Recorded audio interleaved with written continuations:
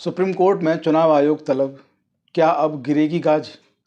जी हाँ, ये बहुत बड़ा सवाल है क्योंकि सुप्रीम कोर्ट ने चुनाव आयोग को तलब किया है। मसला ही कुछ ऐसा है, मसला बेहद गंभीर है। वीडियो में क्या है आगे आपको विस्तार से बताएंगे। वीडियो को शुरू करने से पहले मैं Prateek Chaudhary advocate, Chaudhary legal associate के इस यूट्यूब चैनल पर आपका स्वागत, आपका वेलकम करता हूँ। जिन लोगों ने अभी अब तक हमें सब्सक्राइब नहीं किया है वो प्लीज़ जल्दी से सब्सक्राइब कर लें और नोटिफिकेशन का जो बेल है उसको आप लोग ऑल पर सेलेक्ट कर लें, जिससे कि हमारे आने वाले जितने वीडियोज़ हों उनके नोटिफिकेशन सबसे पहले आपको मिलें। इसके अलावा जो लोग हमारे साथ लगातार बने हुए हैं, आपका थैंक यू, आपका वेलकम। आप लोग ऐसे अपना प्यार हमारे साथ बनाए रखिए, वीडियो को शेयर करना ना भूलिए।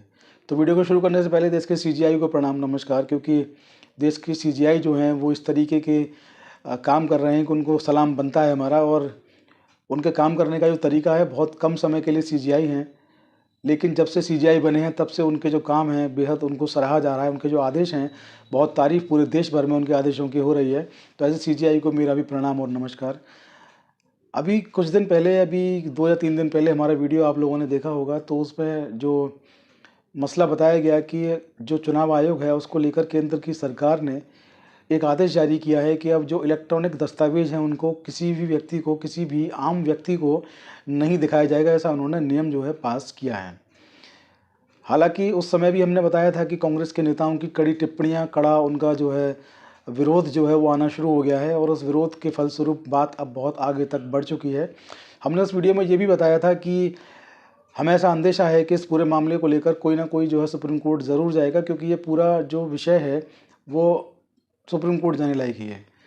तो हमने बताया था कि या तो कांग्रेस जाएगी, या कांग्रेस का कोई नेता जाएगा, या कोई विपक्ष का नेता, या कोई भी देश का कोई भी आम व्यक्ति सुप्रीम कोर्ट पहुंचेगा और उस आदेश को चैलेंज करेगा, क्योंकि आदेश जो है वो ऐसा है कि जो देश की जो चुनाव की जो व्यवस्था है उसकी जो पारदर्शिता है, उस पारदर्शिता को ब्रेक करता है, उसका वायलेशन करता है।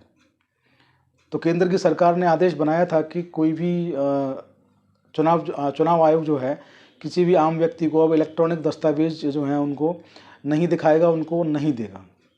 पिछली वीडियो में पूरा विस्तार से बताया गया था, आप लोग जाके देख सकते हैं।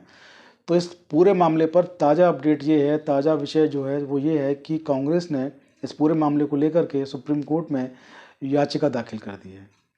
जी हाँ, हमने पहले अपना अंदेशा जताया था कि इस मामले पर कोई ना कोई याचिका दाखिल ज़रूर होगी। तो इस पर याचिका दाखिल कर दी है, और इस याचिका को दाखिल करने का जो उद्देश्य है वो यही है कि जो चुनाव आयोग की एक निष्पक्षता है उस पर सवाल उठते रहे हैं।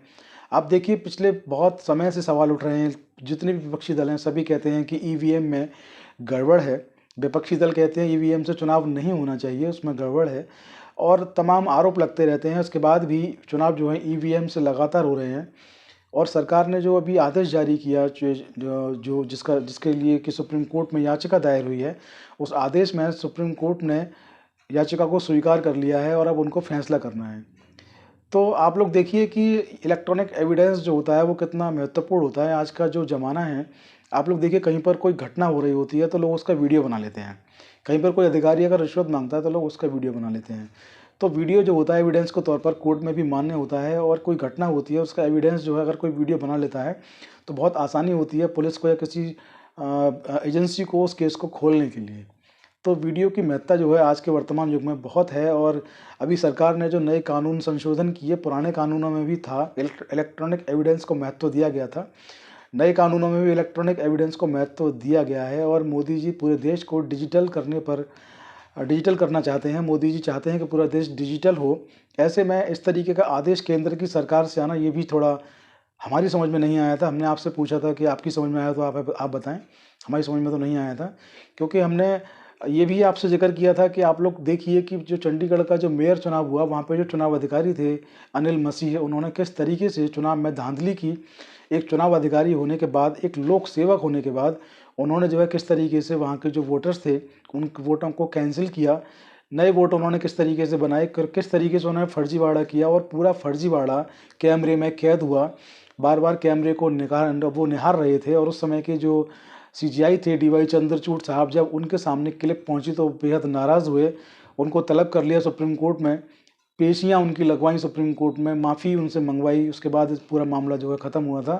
तो आप लोग सोच के देखिए कि अगर वो एविडेंस ना होता तो इस केस का आश्चर्य क्या होता। तो एक तरफ तो जो केस है उसका आश्चर्य जो है आप लोग देख रहे हैं कि एविडेंस की वजह से ही अनिल मसीह को जो है फटकार लगी सुप्रीम कोर्ट की। अनिल मसीह को सुप्रीम कोर्ट में आके सॉरी बोलना पड़ा, कई बार सॉरी बोलना पड़ा, उनको फटकार लगी। अगर ये एविडेंस नहीं होता तो क्या होता है इस केस में? इस केस में जो है एक व्यक्ति, मैं क्या बताऊं, जो जीत चुका था और जो जीता हुआ व्यक्ति था उसको हरा दिया गया था।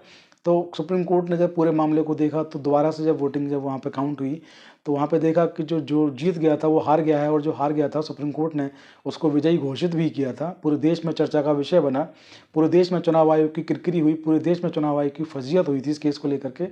ऐसे में चुनाव आयोग जो है सिफारिश करता है केंद्र की सरकार से कि साहब इलेक्ट्रॉनिक दस्तावेज को किसी आम व्यक्ति को ना दिया जाए, ना दिखाया जाए, ना निरीक्षण के लिए उसको प्रस्तुत किया जाए, और उस पर जो केंद्र की सरकार एक आदेश जारी कर देती है कि ऐसा अब से नहीं होगा। यह आपत्तिजनक था। इसको लेकर सुप्रीम कोर्ट में याचिका कांग्रेस की तरफ से दाखिल हो चुकी है। अब याचिका पर जो भी नया आदेश आएगा उससे आपको अपडेट जरूर कराएंगे, रूबरू ज़रूर कराएंगे। आप लोग हमारे साथ बने रहिए। जय हिंद, जय भारत, नमस्कार।